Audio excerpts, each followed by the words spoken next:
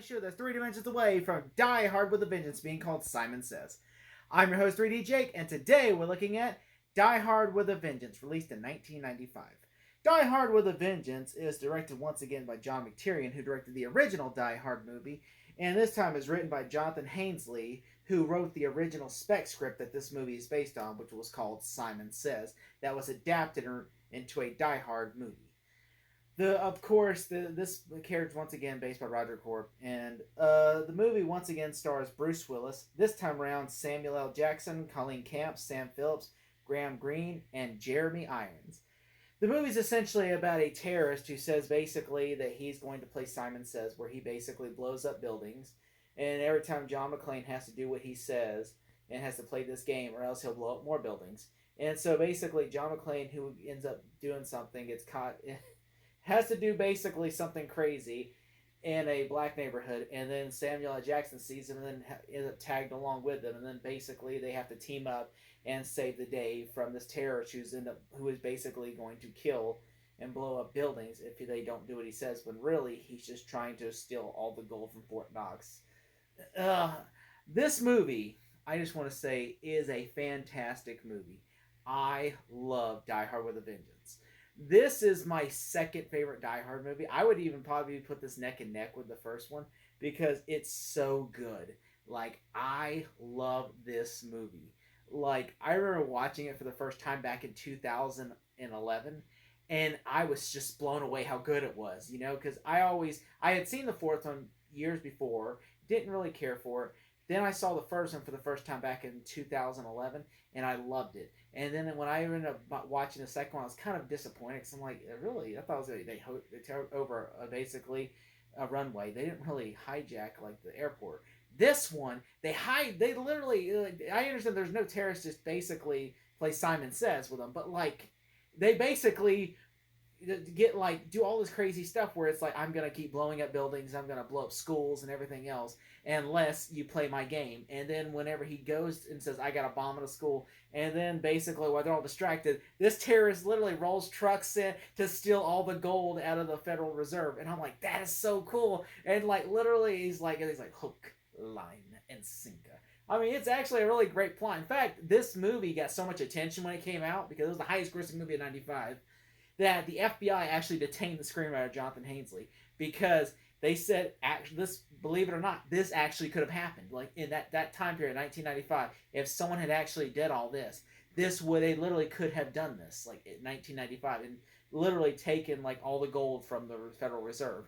And I'm like, I mean, it's just crazy to think that someone actually could. They asked him how he knew about all this information and stuff, and he goes, he just read an article in the New York Times, and so that was just like, or in Time Magazine or whatever. And so he was like, and they let him go after an hour of interrogation. But it's just crazy to think that a Hollywood screenwriter was 10 steps ahead of the actual FBI, the Federal Reserves. I mean, it's just crazy.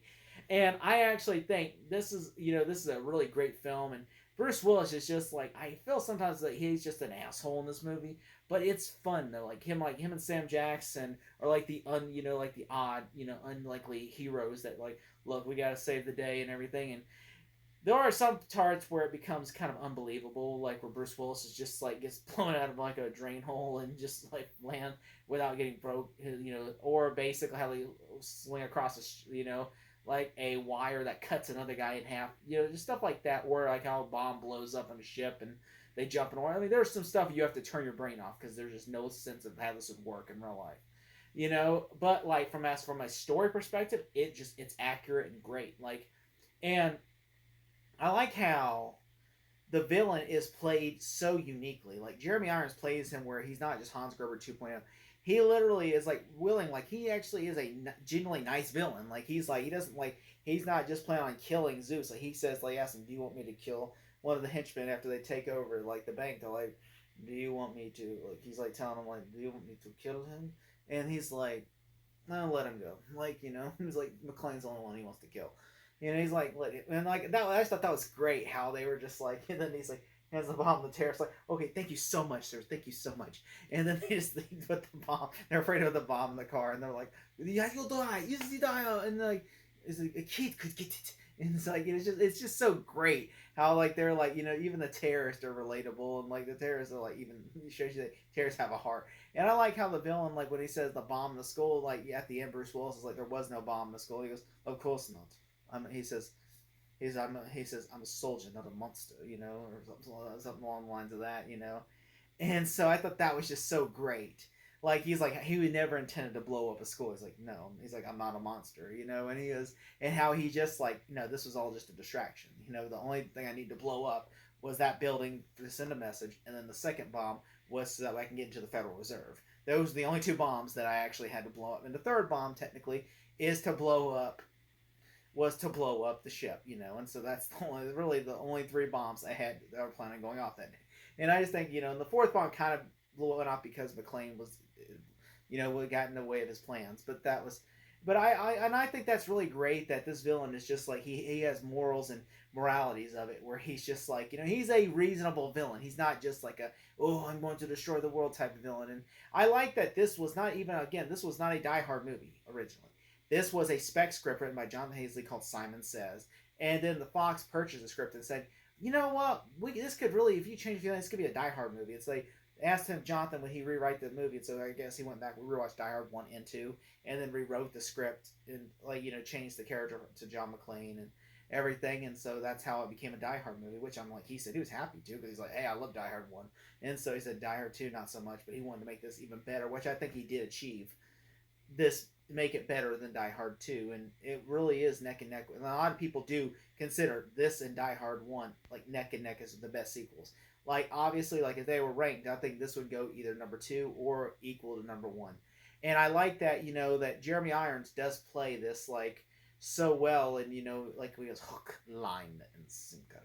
And like and the only thing I think is dumb whenever he was trying to do a southern accent, where I'm like, oh god, like when he's trying like Bob's Makers, let me tell you. Like, I'm just like, come on, man. Like, we know you're not American. Like, don't even try to use a fake country accent. You're not Rick Grimes, okay? Like, Andrew Lincoln could do a great Southern accent because he adapted it naturally. You can't do it because it's on the spot. And I mean, I just thought that made me laugh, though. And I do like how they keep playing, he's a jolly good fellow, or like, the winds come marching in, where he's like, like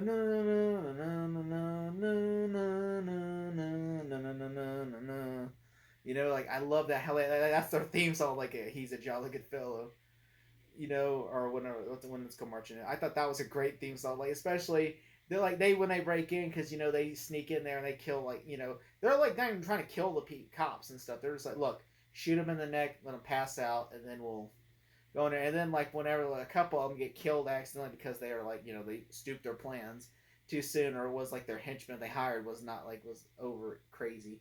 And I like how like literally how like whenever like they're coming through and there's like this badass female chick, like how she sneaks through and the guy's sitting there shooting shotguns, and he's like calls for help, and they're like, hey man, maybe you'll live through this. And then all of a sudden he's like shooting shotguns, and she cuts his throat, she keeps cutting, and until Jeremy Irons grabs her and says, I think he's dead now. I mean, that's just so great. And I like how like they're jumping through, like doing these hoops of like you going chasing, and then there's even an iconic moment with Sam Jackson answering the phone where he goes, I'm just going to answer the phone, that they recreate in The Incredibles with the Frozo drinking, I'm just going to get a glass of water. That's an iconic homage to Die Hard with a Vengeance. And yeah, Sam Jackson, you're kind of like, like there are some scenes like, that that would probably never go in a movie today. Like, for instance, what the bad guys do to get John McClane in a black neighborhood with a racist sign.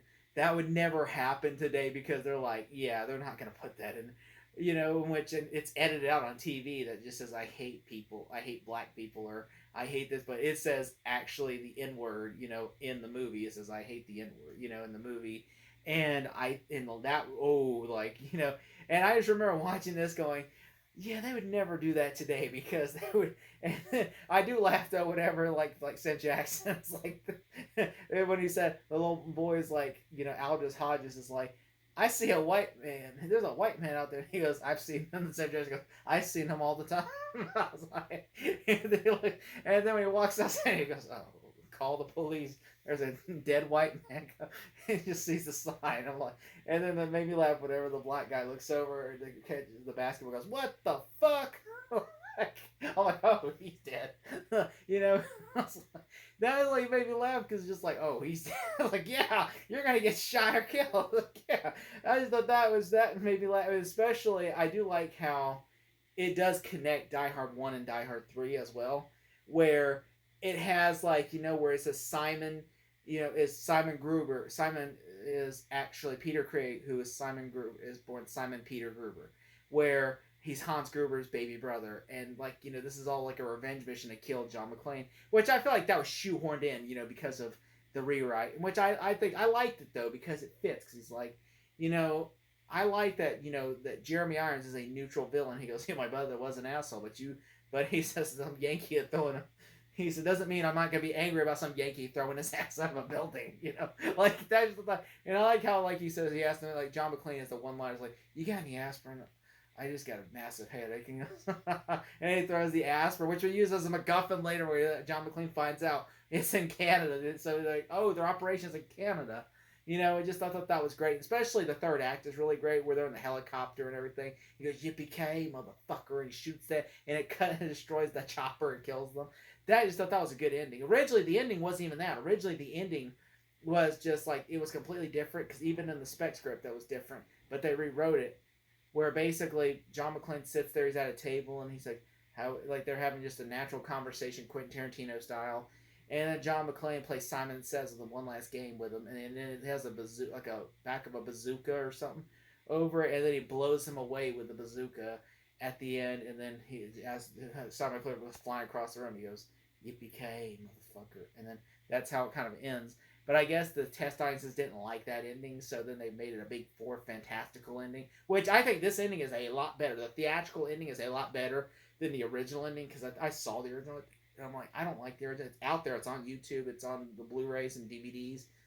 I think this ending is much better, because it shows you like the big grand scale of them, like, oh yeah, we got gold, yeah, and everything, and then like he's about to get lucky, and then like the Canadian police show up, like, and everything, and John McClane shows up and everything, and and you're like, they're all trying to escape with their trucks. The Canadian police got them and everything, and all of a sudden, and like John McClane's in the helicopter and they're chasing each other. I mean, it was like Mission Impossible chase scene in the helicopter before that, and I think this was the first helicopter chase scene with real helicopters before. I could be wrong, but like, I just think that's so great. This is a great film. If you've never seen this movie, I highly recommend it. It is, I'm sorry if I spoiled the whole movie for you, but it's just such a great movie, and I love this movie so much. If I had to give this movie a grade, I'm sorry, it's an unbiased grade, but I'm going to say I have to give this an A+. Thank you so much. McTiernan film. Die Hard. With a Vengeance. John McClane, NYPD. Are you all right? Yes. Laundry day.